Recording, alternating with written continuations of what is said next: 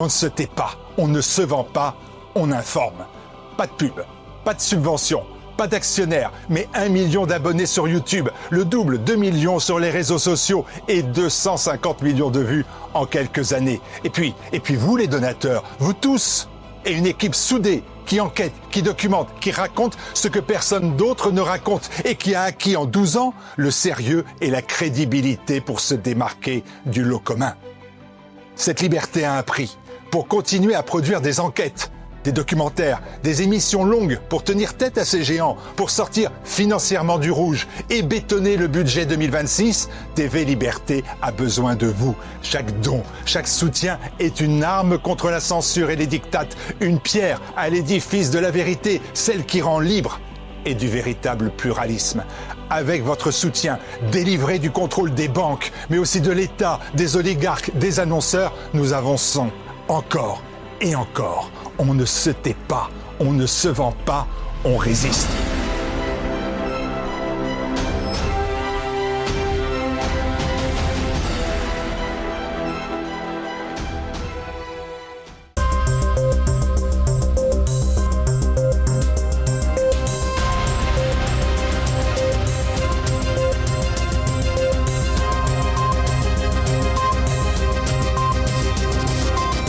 Madame, monsieur, bonsoir. Au programme de cette édition, l'affaire Epstein revient sur le devant de la scène. Le Congrès des États-Unis a voté pour la publication de dossiers concernant l'homme d'affaires pédocriminel.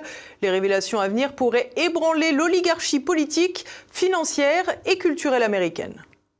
Nous reviendrons aussi sur la fuite en avant ukrainienne. Malgré l'hécatombe, la guerre offre un véritable dérivatif aux dirigeants rejetés par leur peuple, de Volodymyr Zelensky, secoué par un scandale de corruption, à Emmanuel Macron, frappé par une impopularité record. Tous multiplient les opérations de communication au détriment des hommes qui tombent au front.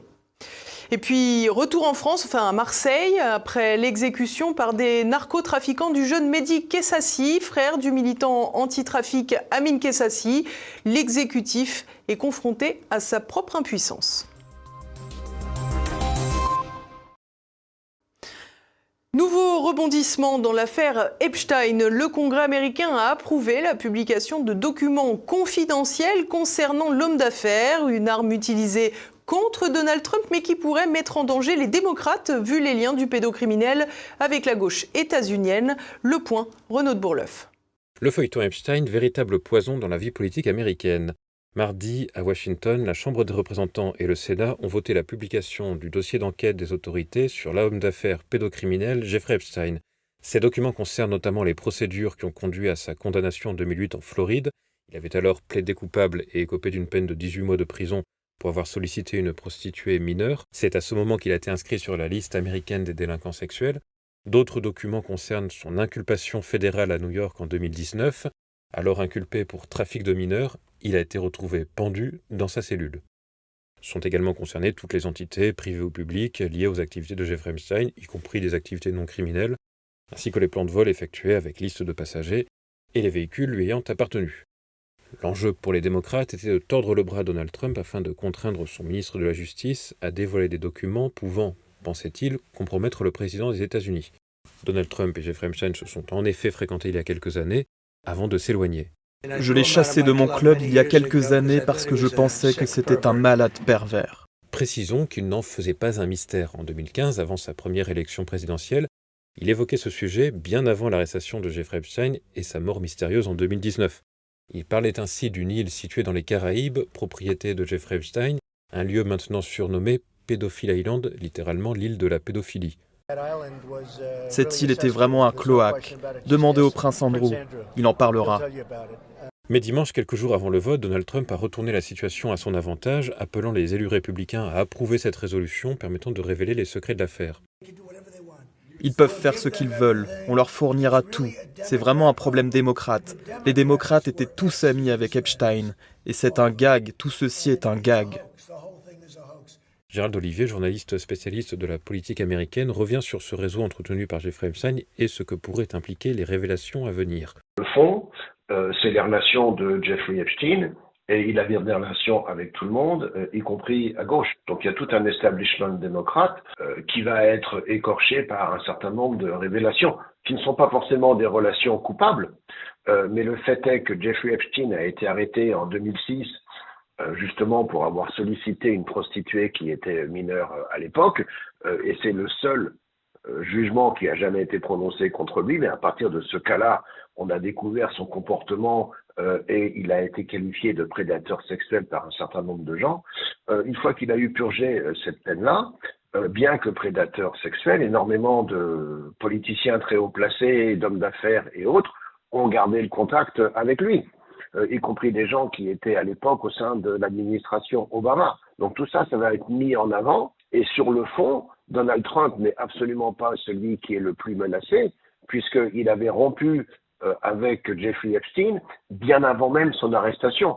Leur rupture date des années 90. Maintenant, ils avaient fait la fête ensemble dans les années 80 et au début, comme deux playboys de New York qu'ils étaient tous les deux. Mais si c'est là-dessus que les démocrates espèrent coincer Donald Trump, je pense qu'ils se trompent. Et ce qui va se passer, c'est qu'à partir de ces emails, il y a un certain nombre de gens qui vont être assez embarrassés, et sans doute beaucoup plus du côté démocrate d'ailleurs que du côté républicain. Avant même la publication, les têtes tombent déjà. Larry Summers, véritable sommité de l'élite démocrate, a annoncé son retrait de la vie publique. Ancien ministre des Finances de Bill Clinton, ancien président de l'université Harvard, chercheur principal au sein du think tank Center for American Progress, chroniqueur rémunéré pour Bloomberg News et membre du conseil d'administration d'OpenAI, il a vu sa relation avec Epstein dévoilée. Ils auraient continué à échanger des messages jusqu'au 5 juillet 2019, soit la veille de l'arrestation d'Epstein. À son sujet, Donald Trump parlait ainsi en juillet dernier. Nous allons parler de Larry Summers et de certains de ses amis. Nous allons parler de Bill Clinton, qui est allé sur l'île 28 fois. Je ne suis jamais allé sur l'île. Larry Summers semble être le symbole de ce réseau élitiste gravitant autour de Jeffrey Epstein. Le criminologue Xavier Hofer a longtemps étudié cette affaire. Il a écrit l'essai « Jeffrey Epstein, l'âme damnée de la troisième culture ». Il y a 2 ans, dans l'émission Le Samedi Politique, commentait l'influence de l'homme d'affaires. On ne sait pas d'où venait son argent. On ne sait pas comment il le dépensait. Il avait accès à Hollywood, il avait accès à Wall Street, il avait accès à Silicon Valley, parce que naturellement, on va le voir, etc. Voilà. Et autour de lui, des gens étaient menacés. Le premier journal, de revue, qui a voulu faire du style revue mensuelle, Vanity Fair ou quelque chose comme ça, qui a voulu faire un reportage sur lui. Le rédacteur en chef a trouvé une balle de Colt 45 sur son paillasson, mais des méthodes vraiment de voyous. De mafia. Oui, voilà, donc c'est des méthodes d'intimidation. On a beau dire, il y a en France un certain nombre de gens riches, on leur dit on va faire un article un peu désagréable sur vous, on ne se retrouve pas avec un gros mec avec des lunettes noires qui vous dit on sait où tes enfants vont à l'école, quoi. Mais l'affaire Epstein pourrait marquer une volonté de tourner la page d'une telle oligarchie, comme en témoigne le vote extrêmement large dans les 2 chambres. Ce qui est frappant dans le vote de la Chambre des représentants et du Sénat, qui ont eu lieu hier et avant-hier, c'est que les 2 votes ont été à l'unanimité. À partir du moment où il y a une immense majorité, on a tendance à se rallier à la majorité, et puis surtout, personne ne veut être enregistré comme ayant refusé de révéler des liens coupables entre certaines élites et ce prédateur sexuel. Et du coup, on a une totale unanimité. Il y a un côté générationnel. Autant chez les républicains, vous avez une volonté de commencer, pour certains, de s'émanciper de Trump, parce que Trump n'est plus l'avenir. Il est le présent et il est l'avenir pour les 3 années qui viennent, mais pas plus. Et donc, il faut qu'il montre qu'il y a un après Donald Trump. Mais chez les démocrates, vous avez aussi la volonté par une gauche très radicale, l'aile très radicale du parti, beaucoup plus jeune, de se débarrasser de la vieille garde. Et les gens qui vont être embarrassés par les révélations de Jeffrey Epstein, c'est tous des gens de la génération de Jeffrey Epstein, ou même un petit peu plus vieux. Donc c'est toute cette gérontocratie, cet establishment démocrate qui va peut-être faire comme Larry Summers et se retirer de la vie publique ou de la vie politique pour faire place à d'autres. Donc il y a une volonté, derrière ces révélations également, de faire un petit peu le ménage, et on va sans doute assister à un changement de génération, notamment chez les démocrates. Une affaire qui soulève des passions aux États-Unis et ailleurs dans le monde, comme le révélateur d'une population qui ne supporte plus les histoires sordides d'une élite jusque-là impunie. Mais c'est une affaire qui résonne parce que pour le lectorat américain, et notamment pour le lectorat conservateur et provincial, donc qui constitue la base de l'électorat de Trump, c'est une affaire qui révèle la moralité et l'immoralité du comportement de certains hommes politiques et d'élites du monde des affaires, les puissants. Et comme les puissants aiment bien protéger les puissants, eh bien, il y avait dans le fait de ne pas rendre public ces documents un comportement oligarchique qui déplaisait considérablement à une certaine base populaire. Et donc là, elle estime avoir gagné. De la corruption, des rafales imaginaires et une nouvelle offensive russe. L'hiver s'annonce rude pour Volodymyr Zelensky. Alors que le président ukrainien se promène de Paris à Istanbul, la réalité du terrain ne devrait pas tarder à le rattraper. Le point tout de suite. La guerre en Ukraine aborde-t-elle son dernier hiver alors que Zelensky est en tournée pour amuser la galerie néoconservatrice réfugiée dans les rangs bruxellois? La situation sur le front se tend particulièrement. Le moins que l'on puisse dire est que la réalité militaire actuelle tranche radicalement avec les explications médiatiques d'affaiblissement des forces russes. C'est ce que rappelle Hervé Carès, diplômé de l'école de guerre, quand il dresse le panorama actuel du front ukrainien. Ce qui est surprenant pour une armée qui serait soi-disant épuisée avec des pertes astronomiques aussi bien sur le plan matériel que sur le plan des pertes humaines, l'armée russe en fait est à l'offensive sur toute la largeur du front.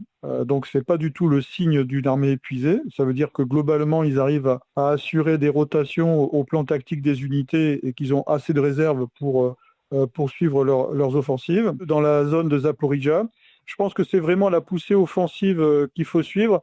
S'il y a une surprise stratégique militaire de la part des Russes, elle se fera dans cette zone. C'est un terrain qui est très favorable aux avancées blindées mécanisées. C'est d'ailleurs pour cela que les Ukrainiens avaient fait leur offensive d'été en 2023 dans cette zone-là. Les effectifs de l'armée ukrainienne, notamment en matière d'infanterie, sont de plus en plus réduits à la portion congrue. Le mur de drones ukrainien, qui a été très très efficace pendant toute l'année 2024 jusqu'au début de l'année 2025 pour bloquer les avancées russes et éviter qu'ils fassent des concentrations de force, semble de moins en moins opérant, et notamment sur la partie sud du front.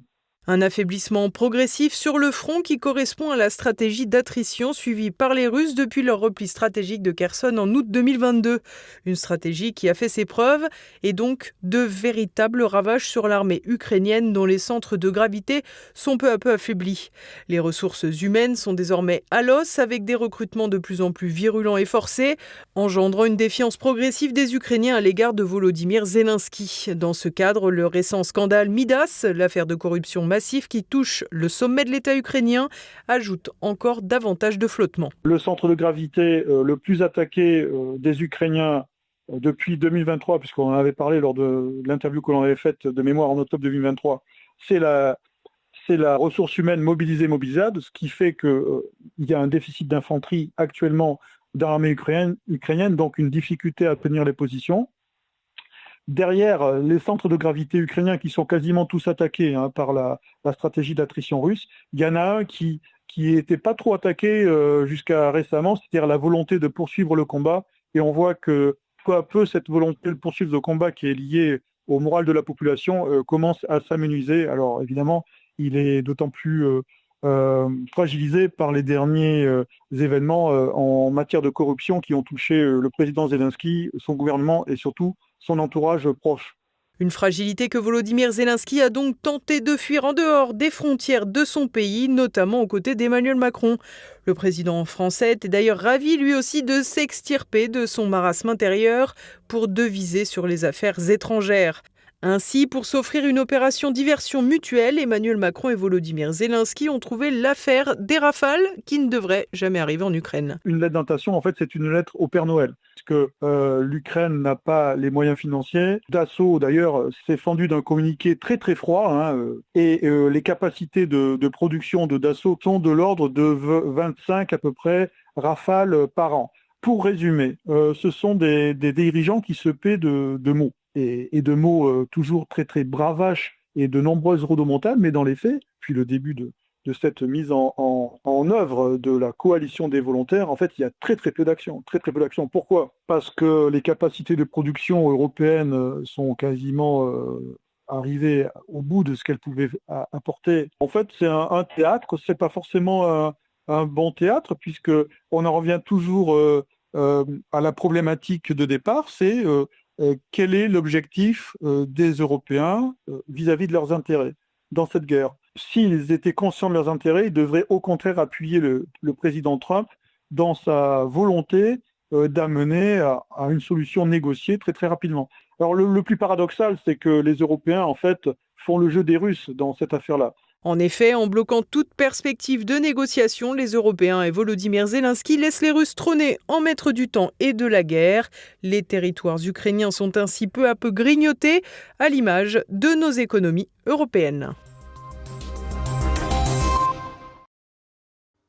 La France mexicanisée, le meurtre à Marseille du frère d'un militant anti-trafic a poussé Emmanuel Macron à convoquer mardi une réunion à l'Elysée, une nouvelle opération de communication qui ne s'attaque pas aux racines de l'ultraviolence. Explication d'Édouard Chadot. Après le meurtre par balle et en plein jour, le 13 novembre dernier à Marseille, du jeune frère du militant écologiste et anti-trafic Amine Kessassi, les critiques sont vives à l'égard de l'exécutif. Les gouvernements se suivent et échouent à enrayer l'explosion du narcotrafic et l'emprise des gangs sur la ville. La victime, Mehdi Kessassi, 20 ans, préparait le concours de gardien de la paix. Il y a 5 ans, c'est son grand frère Brahim, 22 ans, qui était tué dans un règlement de compte. Dans une tribune publiée ce 19 novembre au matin dans Le Monde, Amine Kessassi, plein de dignité, a prévenu qu'il ne se tairait pas, dénonçant la lâcheté des commanditaires, les carences de l'État et exhortant celui-ci à comprendre qu'une lutte à mort est engagée.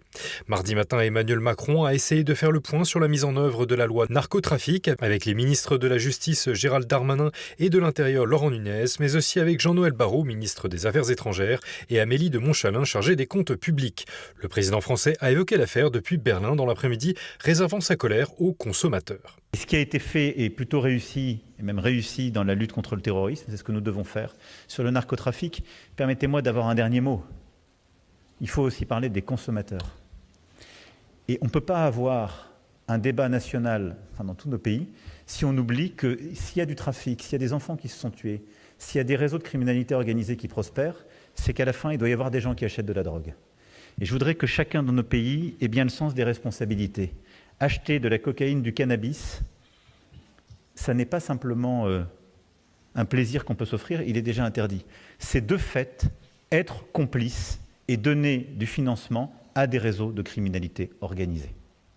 Il faut que chacun en soit conscient dans nos pays. L'enquête, qui était pilotée par le parquet de Marseille, a été transférée le 18 novembre à la juridiction nationale de lutte contre la criminalité organisée à Paris. Gérald Darmanin et Laurent Nunez ont tous deux admis un crime d'intimidation des gangs contre ceux qui s'opposent à eux, qualifiant le meurtre du jeune Kessassi de point de bascule effrayant. Face à la gangrène du narcotrafic, le sénateur de Marseille, Stéphane Ravier, fustige le retard de l'exécutif face à une situation hors de contrôle. L'exécutif a fait des efforts en matière de communication. Oui. C'est enfin réuni ce matin, après que la situation est complètement dégénérée, elle est hors de contrôle. Ce sont les magistrats marseillais qui, ici même, au Sénat, l'ont exprimé il y a déjà plusieurs mois. Donc voilà, on essaie de rassurer, mais la réalité, on la connaît à Marseille. Hein. Il y a une mafia désormais qui a pris la main sur le trafic de stupes à Marseille, et les pouvoirs publics sont très très en retard. Depuis le début de l'année, 13 personnes ont perdu la vie dans les Bouches-du-Rhône. C'est en 2023 qu'un record avait été atteint avec 49 meurtres. Or, selon Stéphane Ravier, ces chiffres en baisse ne doivent pas tromper sur la réalité des règlements de compte à Marseille. Il n'y a que 13 morts. Mais s'il n'y a que 13 morts, ça fait déjà 13. Hein. Il faut se rappeler aussi dans quelles conditions. On rafale en pleine rue, on kidnappe, on met le kidnappé dans un coffre, on met le feu à la voiture. Donc ce sont des méthodes extrêmement violentes, une véritable sauvagerie. Mais s'il y a moins de morts, c'est parce que, et lorsqu'il y en avait beaucoup, c'est parce qu'il y avait deux clans qui s'opposaient pour avoir le contrôle sur la ville. Le clan DZ Mafia, tristement connu, en référence à l'Algérie, DZ, et puis le clan Yoda, issu plutôt des Comores. Donc on voyait bien, avec ces deux appellations, ces deux références, on voit bien qu'il y a de toute évidence une influence sur le stup, l'influence de la politique d'immigration. Eh bien, s'il y a moins de morts, c'est que la DZ Mafia a remporté la partie. Voilà. Les forces de l'ordre multiplient les opérations. En tout, 600 trafiquants ont été arrêtés depuis le début de l'année. Gérald Darmanin, quant à lui, vante sa loi de juin 2025 sur le narcotrafic. Ce texte alourdit les peines, simplifie la procédure pour saisir les avoirs et a créé un parquet national anti-stup qui, pour l'heure, n'est pas abouti, et des quartiers de haute sécurité pour en finir avec les trafics initiés depuis la prison. Mais à Marseille, les points de deal actifs persistent, générant chacun jusqu'à 80 000 € par jour. Le phénomène s'étend désormais en centre-ville et non plus au seul quartier nord. La Canebière, le Vieux-Port et Noailles voient une recrudescence de la délinquance liée au trafic. Les guetteurs âgés de 12 ans à peine peuvent gagner 150 € par jour, soit plus de 4 000 € par mois. Alors que Laurent Nunez, ministre de l'Intérieur, a annoncé sa venue à Marseille et Emmanuel Macron mi-décembre, Stéphane Ravier rappelle que les plans anti-stupéfiants ont été maintes fois annoncés sans évoquer le problème central d'une criminalité d'origine étrangère. Si M. Nunez descend à Marseille, ou il redescend à Marseille, parce qu'il a été préfet, M. Nunez, il y a une dizaine d'années. Donc c'est quelqu'un qui aurait dû être très au fait de ce qui était en train de se développer. Et il ne m'a pas écouté, parce que ça fait bien longtemps, moi, que j'annonce la catastrophe.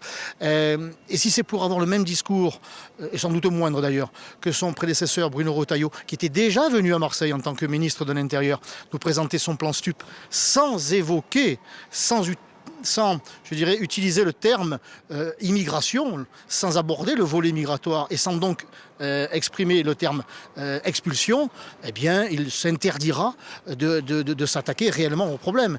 Et encore une fois, tant qu'on ne verra pas l'éléphant migratoire dans le couloir du stup, eh bien, on ne résoudra rien. 50% des petites mains du trafic, non seulement sont des mains étrangères, mais ce sont des clandestins. C'est la police qui me le dit, le ministre de l'Intérieur ne peut pas le savoir. Et il ne s'exprime jamais sur le volet migratoire. Il ne s'exprime jamais sur la nécessité de les expulser, ceux-là. Et le maire de la ville, Benoît Payan d'ailleurs, puisque ce dernier estimait ce matin sur RTL que les effectifs de la police nationale insuffisants devraient être utilisés contre les trafiquants plutôt que dans la poursuite des clandestins. Alors que les élections municipales prévues les 15 et 22 mars prochains se profilent, la lutte contre le fléau devient un enjeu majeur et Marseille est loin d'être la seule concernés. Le narcotrafic ne cesse en effet de s'étendre, 8 communes sur 10 étant touchées dans le pays, contre 1 sur 2 il y a 10 ans. L'écologiste Éric Piolle à Grenoble refuse d'armer la police municipale. Ce dernier appelait même en janvier dernier à des compromis avec les dealers pour éviter les drames. Dans la nuit du 15 au 16 novembre, c'est un adolescent de 13 ans d'origine nord-africaine et connu des services de police qui était blessé par balle à proximité de l'un de ses points de deal, la plus jeune victime de l'année. Un sujet qui devrait s'imposer dans de nombreuses villes lors des élections municipales. Et on part à présent faire un rapide tour de France. Trop seul, trop pâle, trop seul pour qu'on le craigne, trop pâle pour que les médias le plaignent. 2 ans après le meurtre de Thomas Perotto, 16 ans, poignardé au cœur et à la gorge lors d'un bal à Crépol dans la Drôme, dans la nuit du 18 au 19 novembre 2023, l'enquête avance lentement. 14 jeunes d'origine extra-européenne, dont des mineurs, originaires du quartier de la Monnaie à Romans-sur-Isère, sont mis en examen pour homicide volontaire et tentative en bande organisée. Aucun n'avoue le coup fatal, bien que des écoutes téléphoniques pointent un certain Yanis comme suspect principal. 3 couteaux ont été utilisés lors des affrontements, uniquement par les halogènes, qui ont blessé 3 autres personnes. Le motif raciste n'est pas retenu pour l'instant, malgré des témoignages initiaux faisant état d'insultes contre les Français. Une reconstitution numérique en septembre 2025 n'a pas identifié l'auteur, mais a révélé des attitudes choquantes des mises en cause, comme des ricanements. Dans le silence de la majorité médiatique et poussé par les médias alternatifs, mais également CNews, le crime de l'immigration de Crépol a aussi montré l'opposition politique entre une large partie de la gauche qui se désintéresse des victimes lorsqu'elles sont blanches et des personnalités politiques encore debout pour défendre les autochtones. Le débat Zemmour-Glucksmann de mardi soir l'a rappelé. Ces gens que j'ai cités, vous en avez rien à faire. Vous en avez rien à faire, mais ça se voit. Laissez-le répondre. Laissez-le répondre. Je vous autorise pas à dire ça. Vous m'autorisez rien du tout. Laissez-le répondre. Patrick Drahi face aux enquêteurs. Mardi, 29 domiciles et sociétés ont été perquisitionnés de manière simultanée dans le cadre de l'enquête pour corruption autour du groupe Altis, maison mère de SFR. Plus de 14 millions d'euros ont été saisis sur des comptes bancaires, ainsi que des véhicules et objets de luxe. Plus de 70 enquêteurs ont été mobilisés pour ces perquisitions, effectuées simultanément dans 15 domiciles et 14 sociétés, situées en Île-de-France, en Corse, dans le Var et dans les Vosges. Depuis 2023, l'Office central de lutte contre la corruption et les infractions financières et fiscales et la Direction nationale de la police judiciaire enquêtent sur un vaste système de corruption, des faits qualifiés notamment de corruption privée, d'escroquerie en bande organisée et de blanchiment en bande organisée. Plus concrètement, il s'agirait d'un réseau de sociétés écrans entre le groupe Altice et des fournisseurs qui aurait permis la surfacturation de prestations et de biens. Najat Vallaud-Belkacem aurait dû se former avant d'être recyclé rue Cambon. Samedi, le premier président de la Cour des comptes, Pierre Moscovici, a saisi le comité déontologique de l'institution financière contre l'ancien ministre. Au début du mois, l'association France Terre d'Asile, présidée par Najat Vallaud-Belkacem, a publié un rapport nous expliquant que régulariser 250 000 clandestins rapporterait 2,9 milliards d'euros par an. C'est peut-être grâce à des calculs aussi savants et pour le moins surprenants que l'ancien ministre qui a détricoté le collège a été nommé conseiller maître à la Cour des comptes. Toujours est-il que Najat Vallaud-Belkacem a défendu cette position, ne prenant même pas la peine d'en informer au préalable la Cour des comptes et manquant à son devoir de réserve.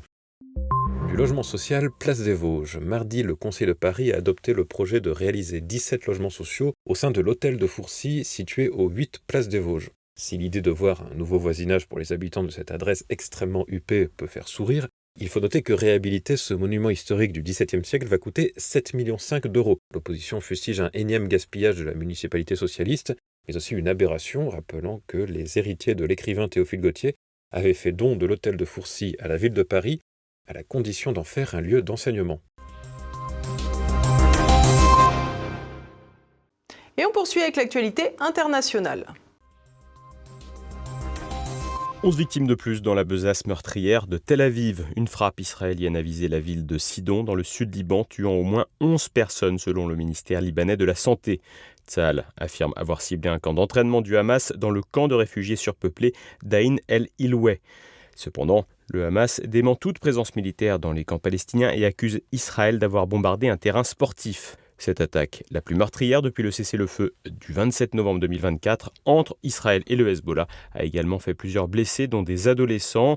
Des drones israéliens survolaient la zone après l'incident, tandis que des familles fuyaient le secteur. Les factions palestiniennes, y compris le Fatah, condamnent un massacre atroce contre des civils innocents. Cette escalade accroît les tensions au Liban, où Israël intensifie ses frappes quotidiennes violant l'accord de trêve, sans grande condamnation internationale.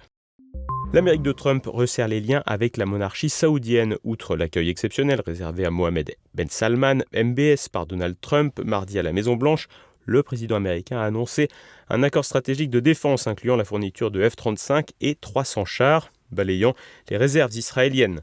Interrogé sur l'assassinat de Jamal Khashoggi en 2018, Trump a disculpé MBS contredisant la CIA et qualifiant le journaliste assassiné de controversé. Les deux chefs d'État ont discuté d'investissements saoudiens aux États-Unis, potentiellement portés à 1 000 milliards de dollars, et de coopération en IA et en nucléaire civil.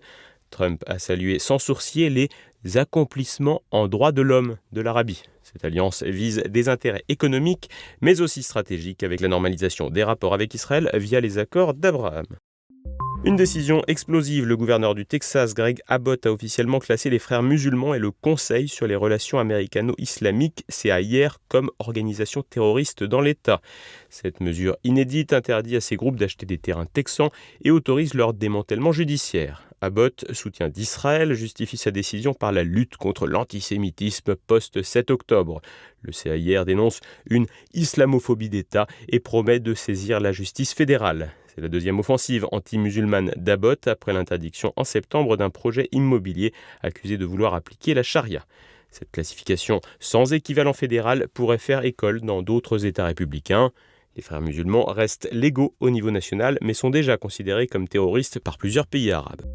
La nocivité des aliments ultra-transformés, confirmée par une étude d'articles publiés ce mercredi dans la revue scientifique The Lancet. 40 chercheurs internationaux dressent un constat alarmant. Entre 2009 et 2023, le marché des AUT est passé de 1 500 à 1 900 milliards de dollars. Une méta-analyse de 104 études observationnelles montre que 72 d'entre elles associent une forte consommation d'AUT à des risques accrus de maladies chroniques. Obésité, plus 21%, diabète de type 2, maladies cardiovasculaires, dépression, plus 23%, maladie de Crohn, plus 90% et mortalité toute cause, plus 18%. Des essais cliniques démontrent que les AUT altèrent le métabolisme et favorisent la prise de poids, même à calories égales, via des additifs, contaminants d'emballage et perturbations du microbiote. microbiote. Les auteurs estiment les preuves suffisantes pour agir sans attendre, à savoir étiquetage renforcé, restrictions publicitaires, limitation dans les écoles et la restauration collective. Ils dénoncent également l'influence massive de l'industrie. En 2024, Coca-Cola, PepsiCo et Mondelez ont dépensé 13,2 milliards de dollars en publicité, près de 4 fois le budget de l'Organisation mondiale de la santé. Et voilà, on arrive déjà à la fin de cette édition. Ce soir, à partir de 21h, vous avez rendez-vous avec Alerte Générale, la nouvelle émission de TVL. Alexis Poulain et Nicolas Vidal reçoivent cette fois l'avocat Régis de Castelnau pour démonter le système Macron. La lettre d'intention, c'est l'autre signification de la lettre au Père Noël, parce que c'est une blague. Un contrat, c'est un contrat, c'est ce qu'on appelle la loi des parties. Donc il y a des engagements réciproques, il faut les respecter, on peut mettre en cause la responsabilité contractuelle, etc. La lettre d'intention, c'est rien. C'est dire, voilà, je vous envoie une lettre, tiens, je vais vous donner 10 millions. Oui, ben c'est une lettre d'intention, c'est tout à fait incontestable. Donc, nous avons le président de la République française qui a dit à son homologue ukrainien, je vais vous vendre 100 Rafales. Ils ne sont pas construits, ils ne peuvent pas être construits en temps et en heure, ils ne serviront à rien. Donc une lettre d'intention, ça ne veut rien dire. Oui. Ça n'a aucune valeur contractuelle, hein. Il n'y a aucun engagement réciproque, ni sur la chose, ni sur le prix. Un contrat, c'est accord sur la chose, accord sur le prix. Il n'y a ni l'un ni l'autre. C'est simplement une opération de communication. Et je trouve qu'on arrive à des niveaux, alors je vais utiliser une grossièreté, de foutage de gueule, mais délirant. Également au programme passé-présent, Guillaume Fiquet reçoit le directeur de la Fondation Napoléon, Thierry Lenz, pour évoquer la survivance du mythe de l'empereur. Demain dès jeudi, découvrez un nouveau Zoom avec l'essayiste Claude Janvier pour évoquer la place d'Emmanuel Macron dans l'état profond français. C'est à présent la fin de cette édition. Rendez-vous demain aux côtés d'Olivier Frère-Jacques. Merci à tous pour votre fidélité. Bonsoir.